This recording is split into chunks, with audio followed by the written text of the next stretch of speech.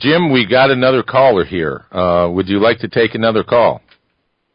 Sure, why not? Okay, we have General Jeremiah on the line. Welcome to Evident Footprints. How are you this evening? Hello, Don. How are you today? I'm very, very well. Yes, I can. Where are you calling from? I'm calling from a spacecraft rotating around this planet right now. I'm the commanding general of a spacecraft called the Alliance that's from the United Galactic Federation. We are monitoring your planet, and this is not a joke. Some of your listeners will probably think it's a joke, but just want to let you know that we have been listening to your show quite often, and we enjoy what we hear. I wanted to tell Jim that he has been registered as one of the scientists that we're going to contact in the near future about some projects. Now, this is not a spoof, right? This is not a spoof, no.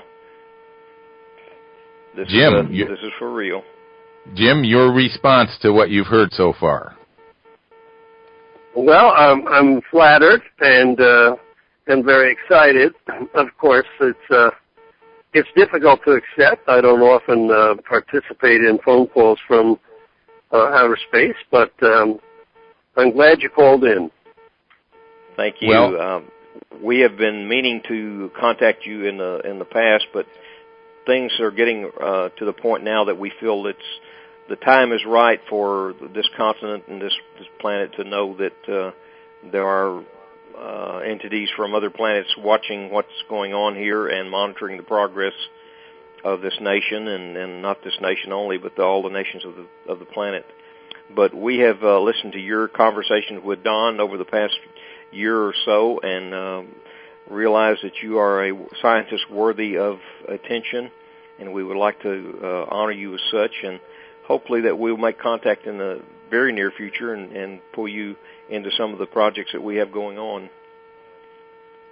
Well, I would certainly love to participate, and I'm grateful for you singling me out for whatever reason you did so. But is it okay to ask you a question? Sure, go ahead.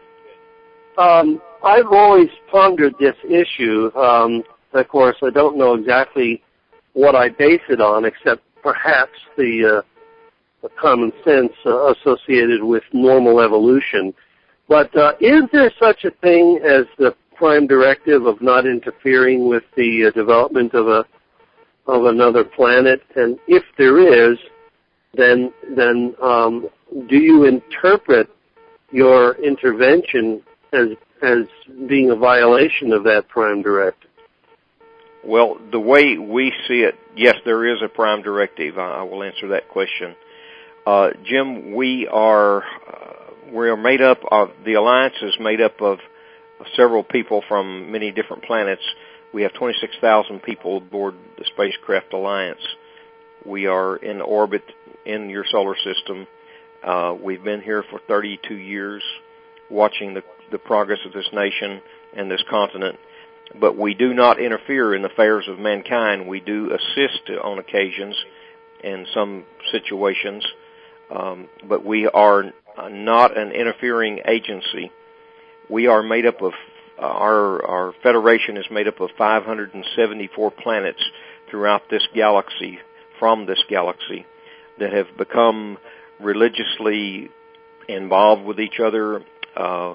We have the same goals, the same outlook on things, and basically our alliance was started many centuries ago by people that had experience with Jesus, the person you call Jesus, visiting your planet and our planets too.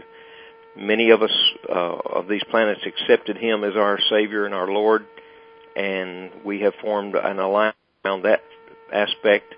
We are a non-warring federation.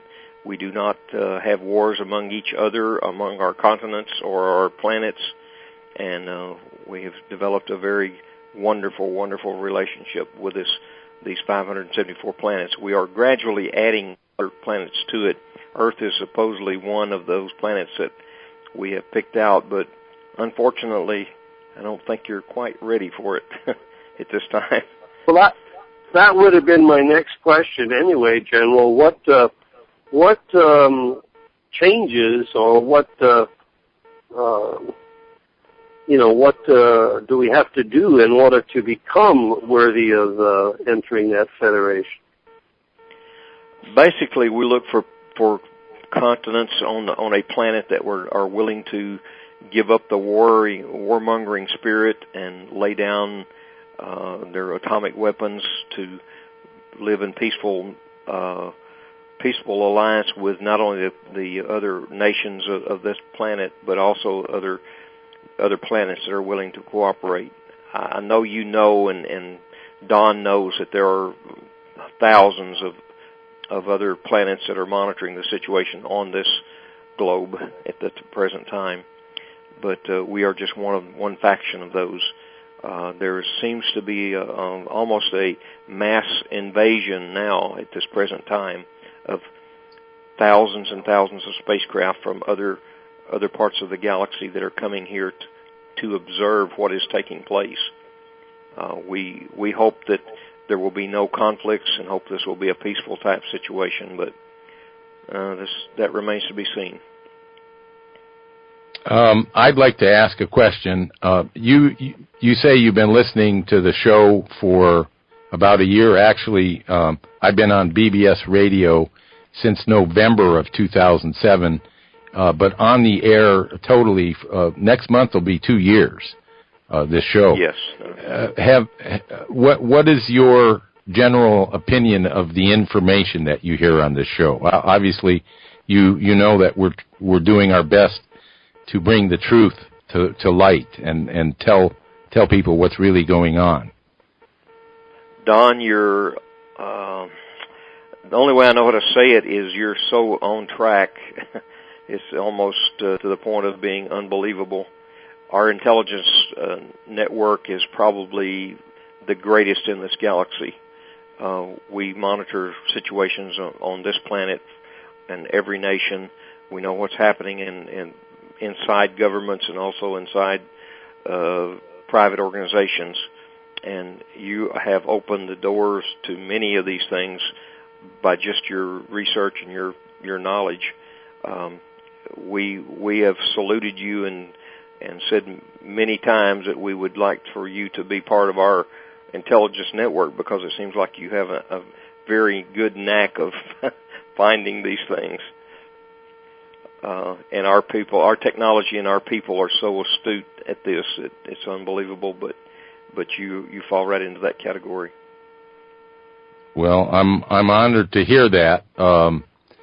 I guess, so you're saying we're following the right path and to the best of our ability. Obviously, we don't have the assets to go as deep into some of these things as we could, but, it costs a lot of money to do certain types of investigation, and we use our discernment. I know this about Jim as well.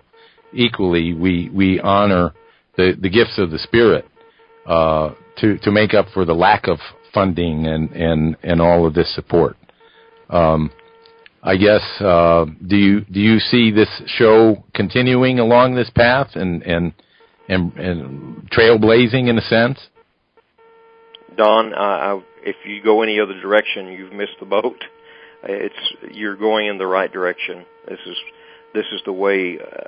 The things that you discover and bring up on this radio program are almost unbelievable to even some of our most astute scientists that we have listening and researching and looking into matters with probably the most sophisticated technology that could be imagined.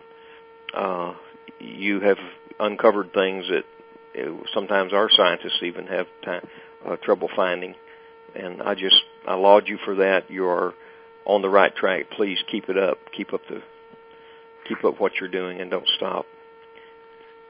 Well, I'll take that to heart. If I could ask a question, I've got some chat messages popping through, and I can't really keep up with them as fast as they're coming through here. But I think people, some of the listeners are saying that if people knew if they had a way to verify your presence and without the interference of these corrupt, evil governments that don't want the masses to know, if they had a way for us to know, to see your presence in a non-threatening way, would the Federation be willing to make themselves known without risking their safety? Because obviously, I would presume that it's a dangerous prospect for them to do so.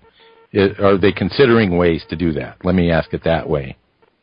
Yes, we are, Don, and our presence has been seen across the planet. We have thousands of spacecraft going to and from this planet daily. Our biggest problem is the danger for and security of our personnel. We have been attacked by, no, I won't say numerous times, thousands of times by enemy spacecraft from other civilizations that don't want us here, don't want us being involved in this, because they know that we are not trying to stop the progress of this planet, but we are trying to maybe hinder some of their progress as far as they're taking over this planet. And so that is our biggest concern. We cannot just liberally give ourselves open to the public because of that reason. I was observing and watching a friend of yours recently, and he was in a remote location. We were about to descend upon his location so he could view our spacecraft, and we were attacked by 12 spacecraft from a we will call them what you call them, the Greys, and we had to defend ourselves from that. So that's one example of many thousands of different examples, and so that's why we do not make ourselves completely visible all the time. Well, I can a thought that's going through my head right at this moment is how clear your call is. This is much clearer than a call we get on a landline. so I would have to say that this call is not coming from a wire, and it's not a cell phone per se. Our communication devices are so sophisticated I cannot describe them to you, but we do hit a transmitter from in one location around the country, wherever we are at that time, and I think we're broadcasting over Texas right now. If I can ask a technical question, and this is in reference to, I do what I can do. The network at BBS Radio does what they can do to guesstimate or estimate the number of listeners that we have around the world. And I get messages from people all over the world. I know that they're listening. And there was a time when I could track my listening audience and see where the majority of people were listening. At one point on one of the Alexis services, there was a reference to 10% of my listening audience and visitors to my website were from Paraguay, which I found extremely interesting. And this was just after I released the information about the secret compound that the Bushes had bought, the 98,840 acre spread in eastern Paraguay over the world's largest, or one of the world's largest aquifers. And it was shortly after that, but it seems like it's very difficult for me to pull accurate numbers. Are you able to track or approximate the listening audience to this show around the world? Yes, we are. I haven't looked at the numbers tonight, but on occasions we've seen that you had as high as 20 million listeners at one time. I don't know if that's the case at this present time, but you are attracting a very large audience. Well, after the word gets out, not only from this planet, but from other solar systems too. My goodness, that's humbling. Jim, or do you do you have a thought on that? I'm humbled into silence. That's a Jim, I would say, extraordinary. I know you've heard, Don may have told you this, but at one occasion we had two of our doctors visit you in the hospital room one night when you were having some ailments. We didn't make ourselves known because we did not want to attract attention, but I think you remember the occasion. Oh, I remember it very clearly. And by the way, I would also say that my lungs are doing pretty well right now. And so to whoever those technicians or doctors were, I would extend my thanks. I'll pass the word on to them. They're very good men. Okay, General, we have, excuse me, General, we have another question here. All right, go ahead. We've got, I don't know who this is from, but we've got a question regarding the crystal skulls. Are those of us, our scientists and inventors who are working on crystal storage devices or crystal technologies going to make any kind of breakthrough, let's say, to decipher the crystal skulls, or for that matter, possible alternative energy devices? There are three scientists that I know of on your planet. One is in Australia, one in the United States, and one in Great Britain that have made breakthroughs already into that area. They're probably being stifled by their governments, but that technology will be made known, I would say, within months to you and to this station. That technology was left upon this planet by a planet that's from a very far off solar system in this galaxy, but they are really wonderful people, and they had a brilliant crews that were working this planet at that time. Our Federation was not part of that I know of at this time. Mm-hmm. Somewhat of a rhetorical question that might be answered specifically. In terms of the Federation and the I don't know if it's bylaws or the intergalactic agreements that they have with each other from each of these 574 planets that you described. We're obviously talking about different races, people that look different, that have different roles in this mission together, yet are focused on guiding us, I would like to say, here.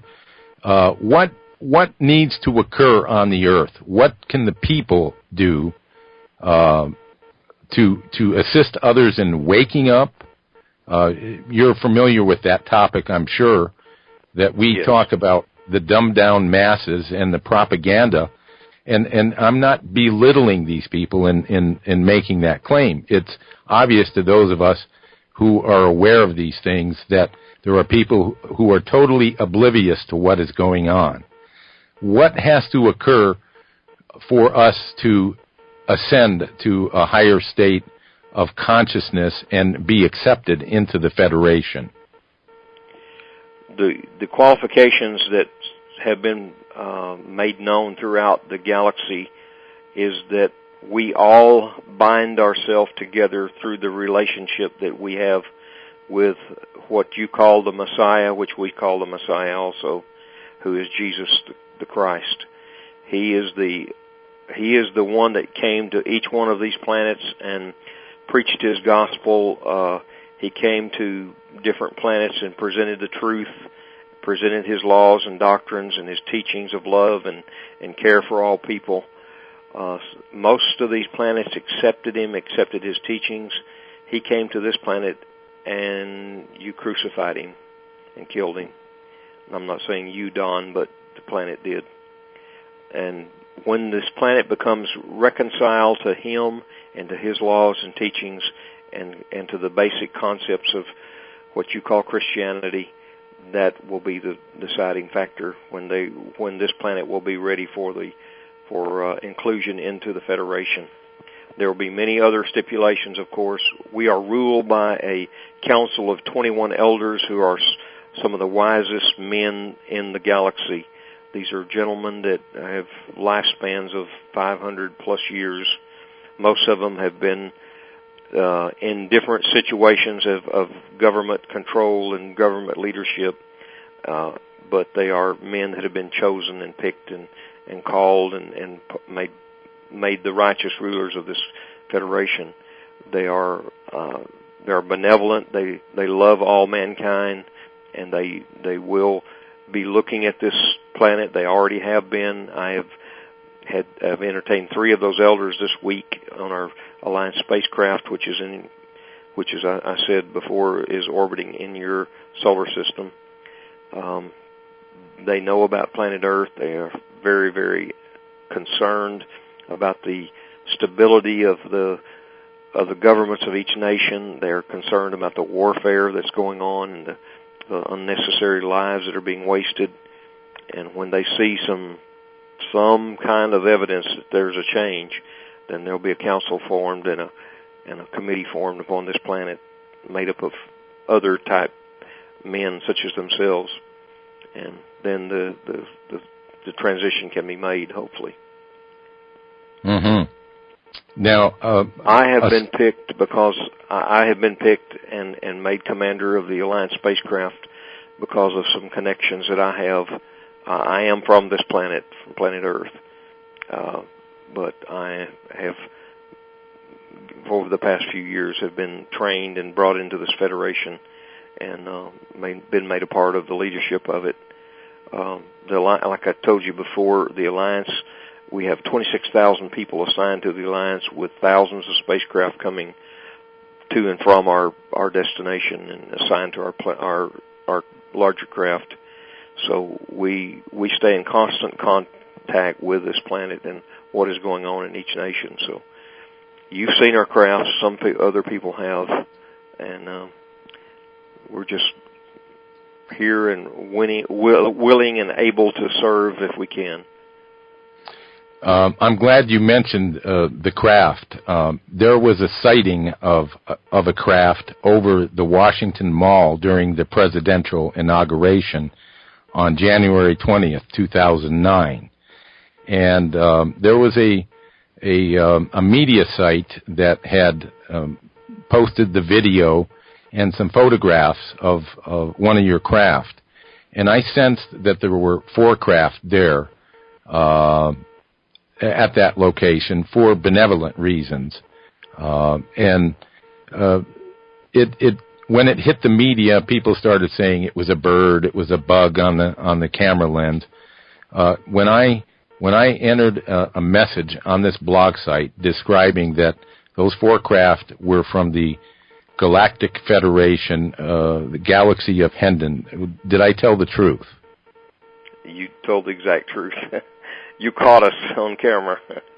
That was a slip up on our part, but yeah. I was in one of those craft on that day, and we were watching the inauguration.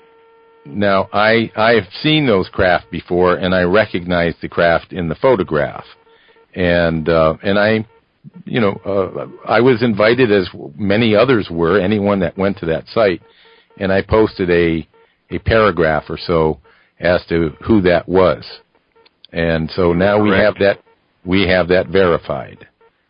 So all the people that want to say it's a bug or it's a bird or it's swamp gas, it's the Galactic Federation.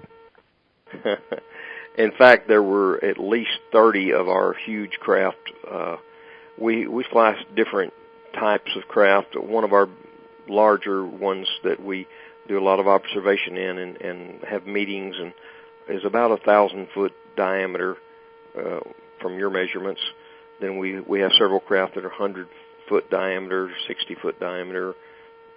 Thereabouts, those different type designs and all, because we come from several different planets. But I want to mention one thing, Don. We are all human. Everybody involved in the Federation, all the 574 planets, if you went to either one, you would think you were on planet Earth because of the resemblance. A little bit of difference in skin color, eye shape maybe, but we're all basically humans. Yeah, I wouldn't have any reason to doubt that. I'm sure a lot of the stories we hear about other species may be accurate, but they're stressed and focused upon for the purpose of creating fear. Those are the monsters that we see in movies, for example. And the people have to wake up to the fact that there are trillions of planets and trillions of stars in our vicinity. We're in no way talking about the entirety of the universe. I've heard it referred to in metaphysical writings that there are 7 grand universes.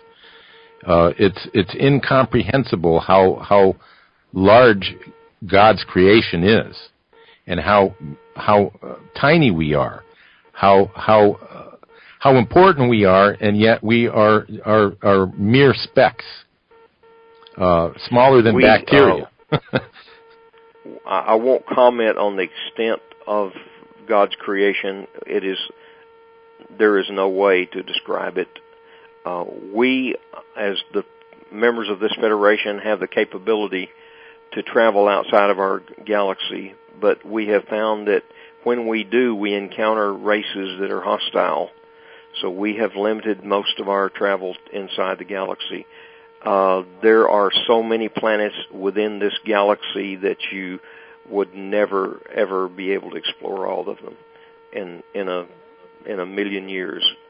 So that's how big this galaxy is. And there is life on many millions of those planets. Can many of us expect to see this in a grander sense in terms of experience? And I mean, not just witnessing crafts in the sky, but interacting with the Federation within our lifetime. That's what our plans are. Hopefully within this physical year, there will be some contacts made, and you and Jim are at the top of my list. But well, that's already occurred on this show tonight. And I would not have made myself known if that had not been the case.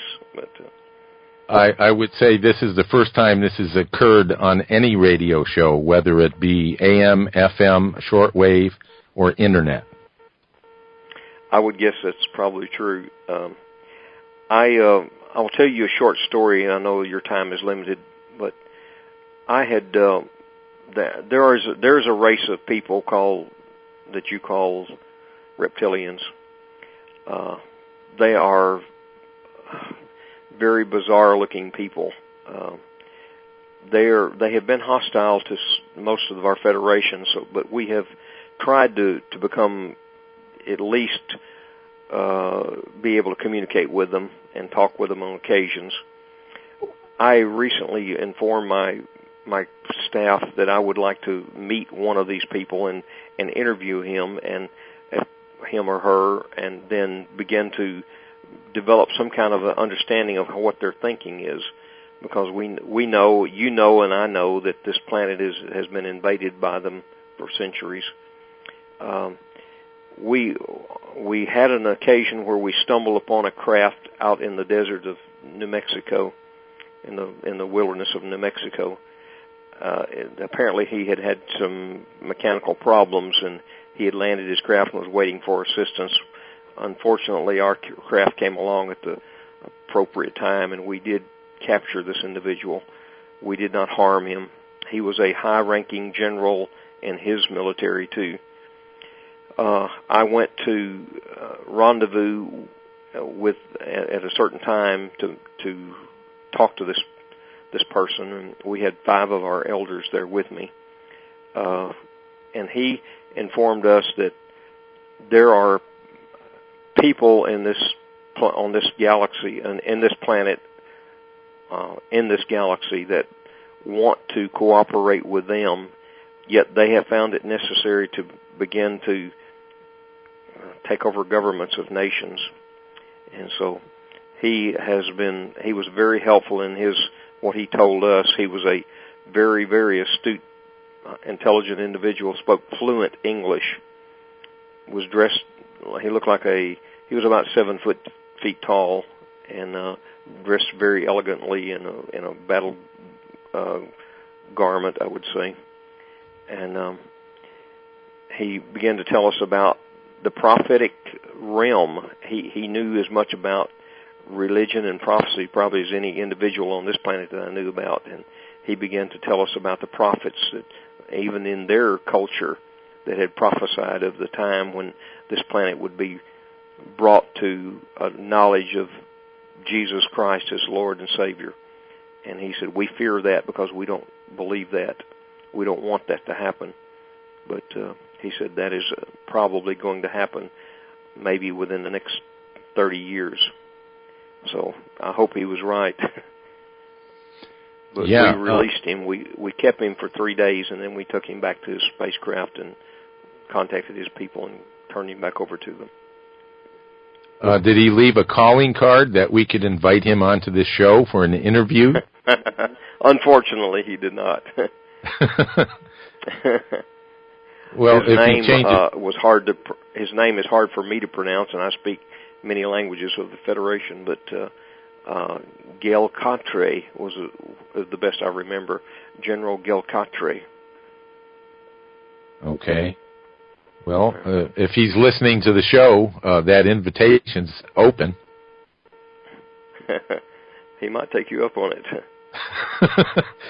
Okay, Jim, do you have a question? I'm sure you probably have a million of them, but before we wrap... I'm trying very hard to suppress the urge to ask technical questions because... Feel free. I'll try to answer as much as I can. Well, the problem is once we get started on that track, there'll be no satiation for me. But I think that the things that we've been concentrating on probably take precedence, and we are very interested, Don and me, in getting the word out that humanity has to take the reins and be responsible for its own destiny if we don't want to succumb to the agendas of these individuals who want to rule the planet. And that's where we've had the focus for the last, I don't know, Don, what would you say, 6 months in the at least, shows yes. that we've been we've been talking about, because primarily my interests all evolve around the work of Nikola Tesla and other people of that character, and my personal interests involve alternative energy sources and proper utilization of power and things of that sort, which I'm sure you're aware of. But even though those are my passions, I've tried to put most of that aside for the sake of being more expedient in somehow lending a hand to the expansion of consciousness, which we think is an essential ingredient in accelerating the evolution of people to the point where they will realize the kind of power that they really have and be able to assist those of us on this planet who want change. And so that's where we've been concentrating. That's very good. That's the right place, Jim. With the human mind is so unlimited. We as humans sometimes use a very small percentage of what capability we have.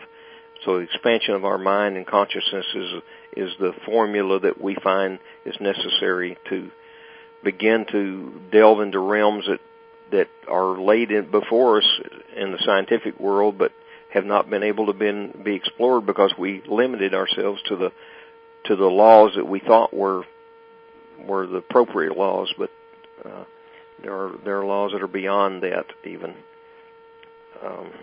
I would give you a few examples, but it would be hard to break them down into technology that I can describe in the English language, at least. Our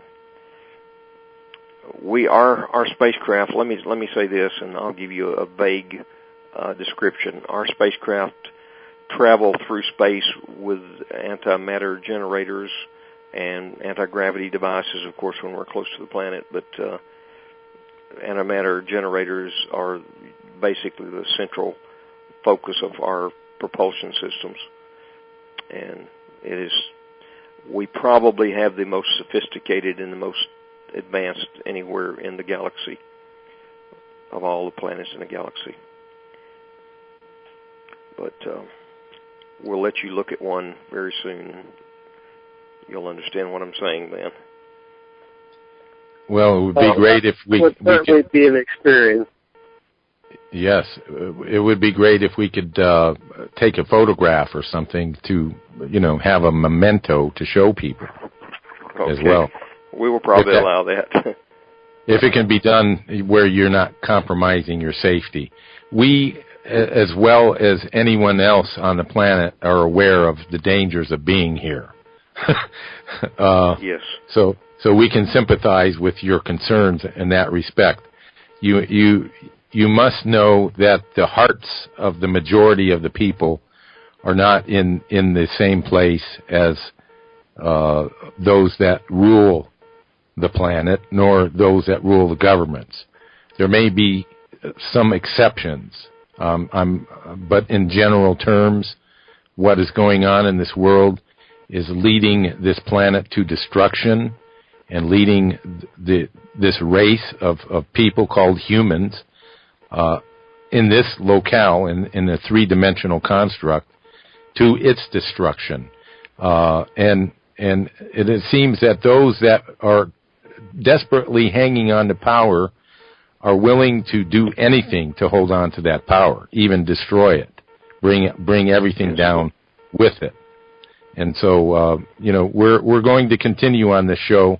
Just if you can convey this to the people in the Federation, that our intent is to bring our consciousness to a full awareness of who we really are, our purpose for being alive here at this time, in this location, and the understanding of the gifts that the Creator gave us, and to bring those to a state of consciousness and full awakening. And with that will come the understanding of the insanity of war and murder and all the evil things that occur on this planet. And once we come to that collective understanding, and I think it only takes 5% of the planet to actually cause that shift to take place, then we will be ready to meet our brothers and sisters in space. Definitely. And we're drawing very close to that time now. I know that you know that this nation and other nations have black operations projects that are so far advanced that the most average humans would not even believe that they were there. And I think you have been, I've heard you mention it before, Don. There are civilizations, there are colonies on Mars already. There are many projects going on the moon right now, also on Saturn. And I won't say much more because I don't want to get all of your government people mad at me. But we're being monitored, I'm sure, by all of the agencies. But if you could only see the the amount of people that are already living on planet Mars from this planet, it's unbelievable. Well, I have.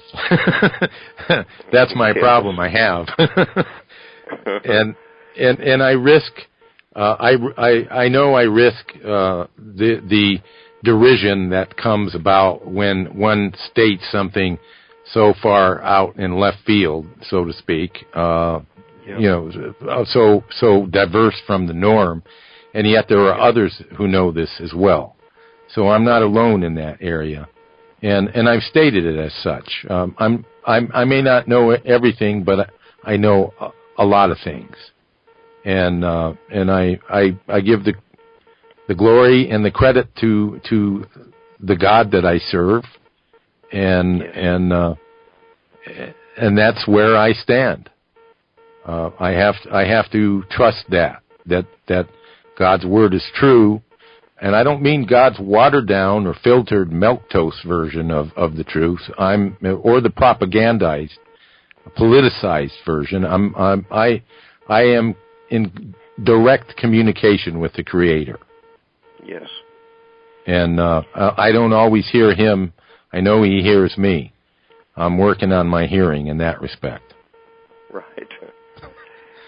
Well, the basic message of Christianity, the gospel of Jesus that He preached upon this planet, and what limited amount of that information you have is accurate, and it's very, very good to know that word that we call it.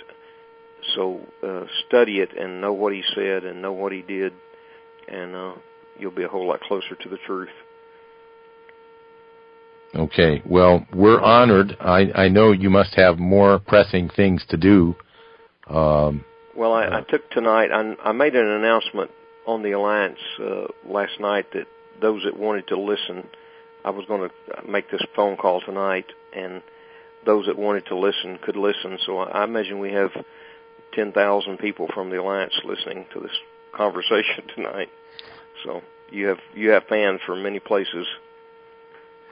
Well, we send our greetings and our best wishes for successful and safe missions, and I can speak for Jim. I'll let Jim speak for himself, but I look forward to the day when we all meet. I hope that will be very soon, and I plan to work on that aspect of it myself. I have a crew that I'm flying with tonight who is my normal crew, and they extend their greetings to you also. Well, we reciprocate.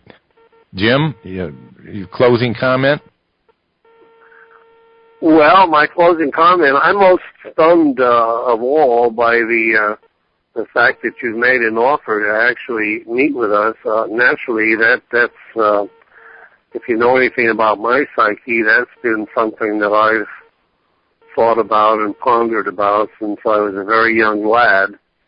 And so if that comes to pass, I will be not only honored, but very ecstatic, and look forward to the event with great anticipation. So do I, and the people I will bring with me will be such remarkable people, technology-wise, that you'll be definitely blessed by just being in their presence. They're very, very good people, humble, but yet very, very intelligent. And they'll be glad to share their knowledge with you. Well, that would be wonderful. Thank you so much. Well, General... Oh, go ahead. Go ahead. Well, I was just going to say, I guess I had better sign off. We are seeing, we've counted 14 reptilian or gray alien spacecraft orbiting around us while we're sitting here. Fortunately, we have about 20 craft of our own in the area. So, well, tell them, give them a shout out for us while you're at it, if you will. Okay, I shall. It's been a pleasure, a great surprise. I'm sure some people are just frozen to their seats listening to this show tonight, and the archive is going to go off the charts, I'm sure. Thank you so much for calling in and sharing this important message with us and all this wonderful information. You have an open invitation to call into the show anytime. I will be back. I will call you again. Okay. Well, God bless you. Thank you so much, Don, for the time. All the people in the Federation. Thank you, and God bless you too. And my prayers are with you. Thank you. Thank you so much. Good night. Good night, General. Thank you. Good night, Jim. Thank you.